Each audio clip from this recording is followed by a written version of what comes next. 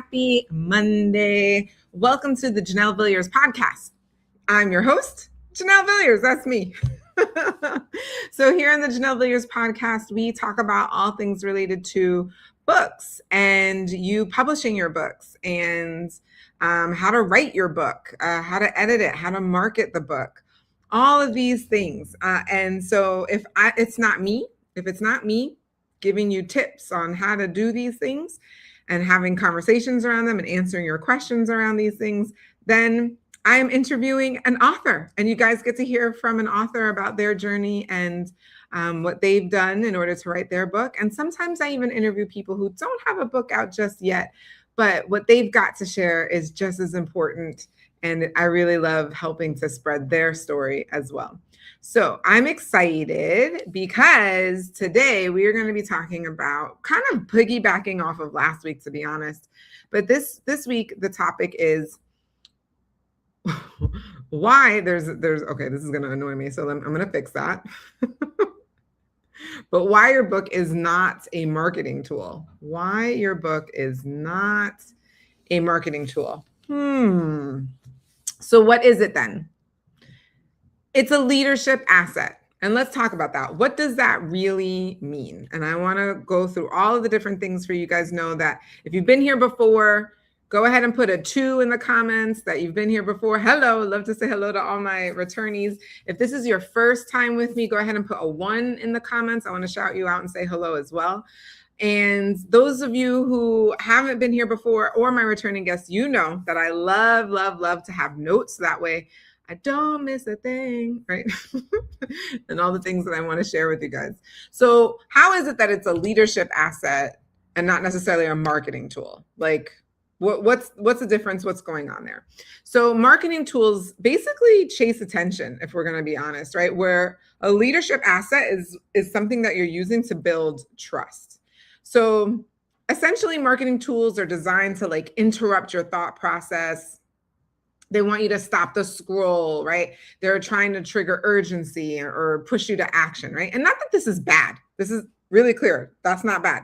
It's just limited because it doesn't allow you to necessarily build trust. So a leadership asset it works differently because they don't interrupt. They invite.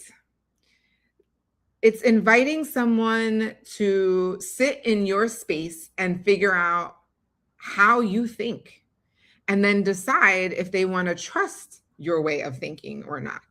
So a book is not trying to get someone to click, buy now, blah, blah. It's not trying to do that. It's trying to help someone understand how you see the world, how you believe certain things should go, what life lessons, or not life, but maybe certain lessons that you want to teach and how you think about that. So when someone reads your book, they're not being convinced. They're trying to essentially decide if there's alignment with what you are saying, if there's alignment with how you think. That's why the book is so important. So a funnel says, here's what I offer. A book says, here's how I think and why. And I just have to be honest here that high-level people care more about how you think. That's what's more important to them. So my advice to you is, if your book is written to persuade, it's going to feel like you're marketing to people. But if your book is written to clarify how you're thinking, it's going to naturally lead people to you. And that's what you want, right? Okay. So if that was really helpful, or if you feel like that speaks to you, go ahead and put a 1 in the comment section so I know that you found point number 1 really helpful. Point number 2 that I wanted to go over is that books position you as a thinker, not necessarily as like a tactic or like a tip or something like that. Like do this quick thing, or a hack. That's probably it makes you a thinker, not someone who just gives out hacks. And the thing is, we live in a world full of tactics, hacks, things like that. And everyone has a tip for something, but high-level audiences aren't looking for another hack. They're not looking for like another gimmick, so to speak. They're really looking for someone who can help them think better, right? They're looking for other people who can think outside of them. And so what's really important is that your book is creating a leadership asset because it's showing how you think, it's showing how you interpret information, it's showing how then you execute and use that information. It's not necessarily just like repeating some random tip out there, right? And the book really allows you to slow that down and show your reasoning.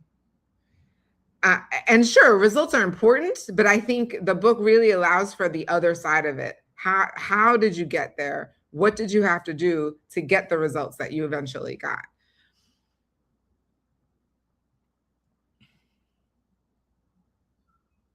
I think it's more like content often answers what should I do next, which a lot of people want, right? A lot of people want to know what should I do next. But a book answers how should I think about this problem? And that is just a different mindset. And your high ticket people that you want to work with, your clients that you want to work with, they're thinking that they want to know, how should I be thinking about a problem, not just like this next tip. And so your book should clearly communicate what you believe, what you challenge, and what you refuse to oversimplify. That's big. Hi, Jaziera. All right, so let's talk about tip number 3. Although if tip number 2 really resonated with you, go ahead and put a 2 in the comments so I know that 2 resonated with you. Tip number 3 that I wanted to talk about is that leadership assets work even when you're not promoting them. So marketing tools require this like constant energy that you're putting them through, right? Like you're constantly posting, you're constantly putting up ads. And then essentially they stop working because no eyeballs are on them, right? And so a leadership asset keeps working quietly in the background. No one's seeing these people read your book. Essentially, a book can even be read years after you've even written it. It could be shared, people can reference it, they can quote it, they can even recommend it, and you're not even present for any of this. So it often reaches people before they even ever meet you. And then your book can stand in place of you, essentially, right? Because you can only touch so many people, but your book can touch people that you can't. So let's say someone reads your book and then later they hear your name in a room that you are not in. The thing is, though, because they've already heard your name, they've read your book, they already trust you. And this is what the difference is in terms of the leverage that your book can use to create the mindset of a leader, right? You're a leader. There's someone that they trust. They know how you think, right? And they align with that. So what I would recommend is that you write your book as if it will be read by someone who has never heard you speak and will never ask you any questions. Write it for that person. Okay, if that was really helpful, go ahead and put a 3 in the comments so that way I know that tip number 3 is helpful, or point number 3 is helpful. The 4th thing that I want to talk about is that a leadership book filters the right people in. So one of the biggest mistakes authors make is trying to make their book ready for, they want it to be for everyone. This book is for everyone. Everyone should read it, right? Okay, so when your thinking is super clear, the thing is, some people will resonate with it and some people may not. And that's okay because you're really writing it for the people who it will resonate with. A leadership book attracts people who already agree with your premise and are open to it. And that's exactly who you're looking to work with. And so anyone who's not aligned with how you think and that type of thing, they're just going to be like, oh, this is not for me. And that's great because you wouldn't want to work with them anyway. So a reader who finishes your book and thinks, this is exactly how I think. Oh my gosh, right? This is exactly how I think. They're already aligned. And the relationship, the trust, all of that is going to get built through that alignment. You don't necessarily have to convince them, right? That isn't required anymore. And so what I would recommend is if you are afraid that your book might turn some people off, you're actually probably writing it honestly and you're on the right track. You're doing the right thing. Go you. Keep going. Hey, Bill, I see that point number 3 really resonated with you. And I completely understand that. It certainly resonates with me. So number 4 is obviously your book is going to filter some folks out who aren't in line with you. So if point number 4 really resonated with you, go ahead, please, and put a 4 in the comments so that I know. The 5th idea that I wanted to share with you is that books create long-term equity, not short-term spikes. So what do I mean by that?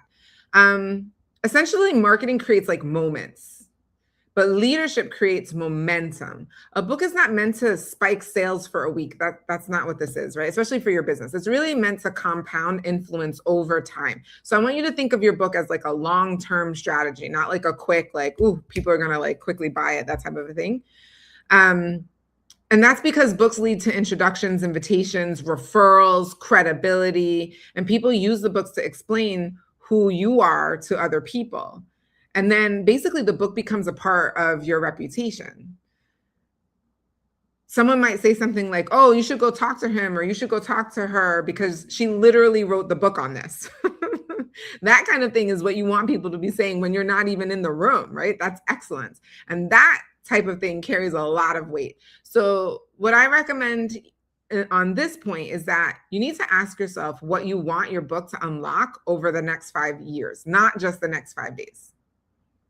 Okay. Think again, you got to think the long game here. That's what your book is doing. Okay. So if point number 5 really resonated with you, go ahead and put a 5 in the comments so that I know. Okay, the 6th thing is that when you write like a leader, sales become essentially the byproduct. Leadership writing is not trying to persuade, it's not trying to be clear. Clarity is just oozing out of it, right? And that's honestly what creates the confidence. And then that confidence is what creates the trust. And then the trust is ultimately what leads to the sale. That's why it becomes a byproduct. Because we already know this. People don't want to be sold, right? They want to decide for themselves. And so a really clear book with a clear message allows them to do that just organically. So they finish your book and essentially the decision is already made. So an example is that,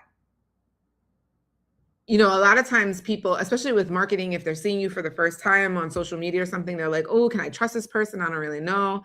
And so with a book, the question becomes, I really align with this person. So what's the next step? And that's what you want, right? We all want that. Let's be honest. So what I recommend is that you remove urgency language and replace it with explanation. Serve understanding first. Make sure that you're clear first, and certainly get editing, because when you have editors, they make sure that you're very clear.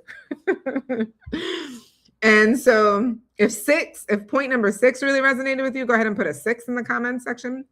All right. And the 7th, which is my final point that I wanted to bring up, is that how one shifts from a marketing tool to a leadership asset is going to be different for everyone. But I think it's important that we recognize a lot of us are going to have to make that shift.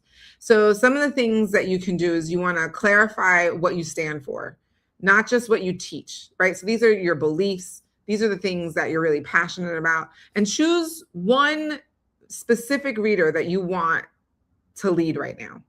One specific reader that you're like, this is the person I want to lead. This is the person I want to align with. This is the person I want to resonate with. And then write to that person with a sense of conviction.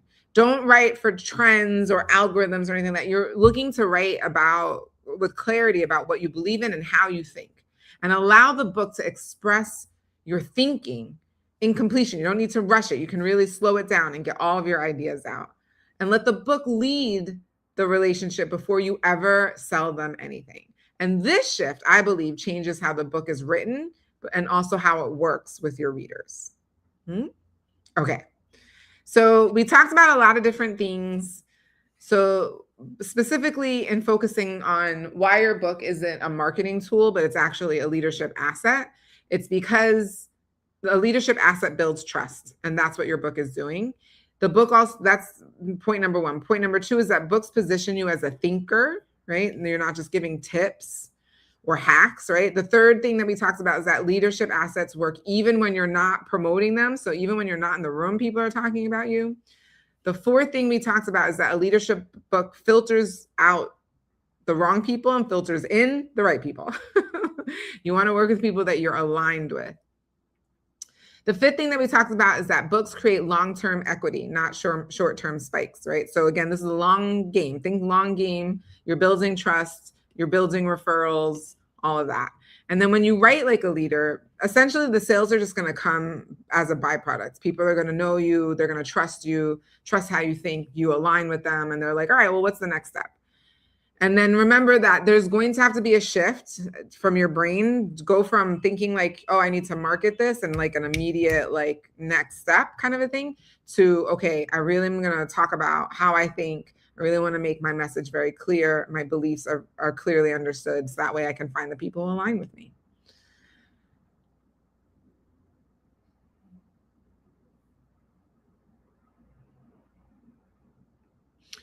So my final recommendation, if I were to think about this a little bit more, is that your book needs to be treated like leadership. And I think that when you stop asking what your book can sell and start asking what it can stand for, everything changes. Because the truth is, leadership assets earn trust. And I believe that you should write accordingly. All right, that's all I've got for today. So if you have any questions around this, please go ahead and put your questions in the comments. I go back, I look at all the questions. If you are watching this live, go ahead and put an L for live. If you're watching the replay, go ahead and put an R. Let me know that you're watching the replay. I can't wait to see you guys next week, same time, same place. Until then, have a great night, everyone.